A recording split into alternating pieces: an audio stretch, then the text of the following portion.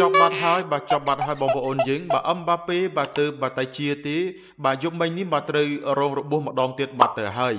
បងប្អូនមកនៅក្នុងបាទការប្រកួតបាទដែលក្រុមជម្រើសជាតិបារាំងបានបាទឈ្នះបាទប្រទេសបាទអាហ្សេបៃហ្សង់បាទ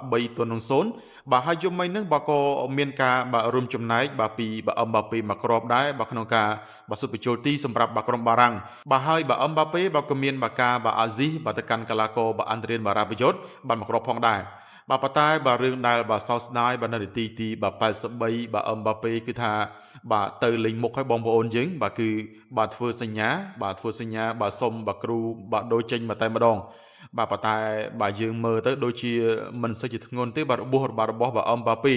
បាទព្រោះថាបាទគាត់អាចបាទដើរចេញបានដោយខ្លួនឯងបងប្អូនយើងបាទអត់មានបាទការបាទប្រើបាទត្រង់ការបាទក្នុងការសែងទេបាទហើយបាទសូមរំលឹកថាបងប្អូនយើងបាទអឹមបាប៉េបាទទៅតែបាទជាពីរបួសទេបាទការពីរបួសលើកមុនហ្នឹងបាទគឺក្នុងជំនួបបាទដែលបាទរៀលបាទឈ្នះបាទក្រុមវីឡារៀលបាទ3-1ប៉ុន្តែបើយ៉ាងណាបើក៏បើជូនពរបាទសម្រាប់បាទអឹមបាប៉េសង្ឃឹមថានឹងមិនធ្ងន់ធ្ងរបាទព្រោះថាបាទក្រុមរៀលត្រូវមានបាទកាតព្វកិច្ចបាទច្រើនណាស់បងប្អូនយើងបាទទាំងនៅក្នុងបាឡាលីហ្គាបាទទាំងនៅក្នុងបាទ Champions League បាទពិសេសនោះគឺបាទជំនួបបាទ El Clasico បាទនៅថ្ងៃទី26បាទចុងខែនេះជាមួយនឹងក្រុម Barcelona